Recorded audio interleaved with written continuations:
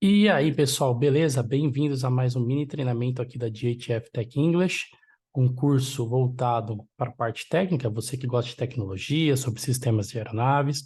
Então, aqui eu sempre vou trazer esse tipo de abordagem e ainda você consegue praticar o seu inglês voltado aí à parte mais técnica dos aviões.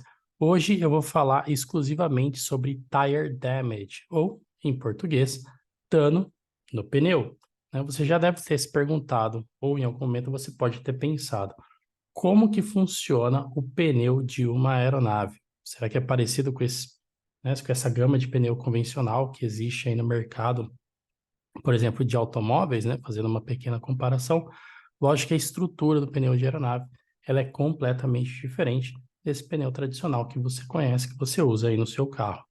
Existe uma estrutura extremamente complexa e isso a gente vai ver hoje também. Então, antes da gente falar do dano de pneu, a gente vai falar um pouquinho sobre a estrutura desse pneu do tipo radial, porque existe também o tipo de pneu bias, né? Então, existem aí duas vertentes de pneu. Hoje, exclusivamente, a gente vai mostrar a estrutura do radial. Vamos conferir o nosso material para a gente falar um pouquinho sobre esse assunto. Bom, vocês podem observar aí no nosso slide que nós temos a estrutura do pneu e nós temos também um dano, ok? Então, vamos falar um pouquinho sobre a estrutura. Na parte de cima aqui você vai ver um nome chamado thread, que é a nossa banda de rodagem, né? A parte visual, a parte que você enxerga. Logo abaixo dela, você tem o protector ply, que seria uma lona de proteção, né? Na verdade, essa lona ela protege o other thread, que seria a banda inferior, né? Então, o protector ply ele serve para proteger o other thread, que fica logo abaixo dessa lona protetora, né? Que fica, logicamente, embaixo do thread, que é a nossa banda de rodagem. Logo abaixo você vai ter o belt plies, que aí são as lonas mesmo do pneu, e logo abaixo dela você tem o casing plies, que são as lonas de reforço.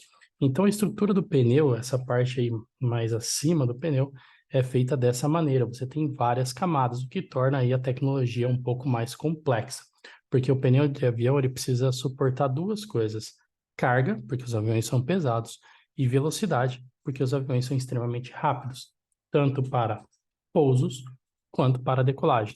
Para vocês terem uma ideia, um avião como um A320, ele vai decolar mais ou menos em torno de 140 nós, 130 nós. Se você quiser saber em quilômetros por hora, você vai multiplicar vezes 1,852, o que vai dar quase o dobro dessa velocidade, ok? Então, você vai ter uma ideia aí de mais ou menos quanto um avião precisa para decolar. Então, o pneu ele acaba sofrendo muitos esforços. Aí ele precisa suportar, além da velocidade, o peso do avião, ok? Mas o foco de hoje é sobre tire damage, que é esse dano, é um dano no pneu, e um dos danos que a gente vai destacar hoje é o chevron cutting. Né? O chevron cutting é esse dano que você está vendo aí no slide, que ele tem esse formado em Z ou V, né, geralmente, e ele tem ali as suas características específicas que ele pode acontecer, né, que eu vou explicar já já para vocês. É um dano extremamente comum e pode gerar troca desse pneu, dependendo da situação em que o pneu se encontra. Tá? Então, o mecânico, quando ele recebe um avião, ele precisa fazer o famoso walking around, onde ele vai certificar que todo o pneu está em condições para ser liberado, né, sair sem qualquer avaria. Isso não deixa o nosso pneu de fora.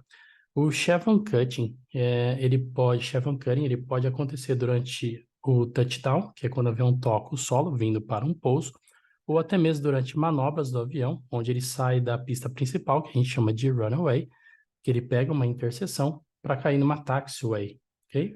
Ou também durante frenagens, né? Esses podem ser um dos causadores do dano chamado chevron cutting. E só para fazer um comparativo, para vocês verem que interessante que é entre o inglês convencional e o inglês técnico, é que tire no inglês convencional é o verbo cansado, né? To tire, cansar, né? Então, nesse sentido.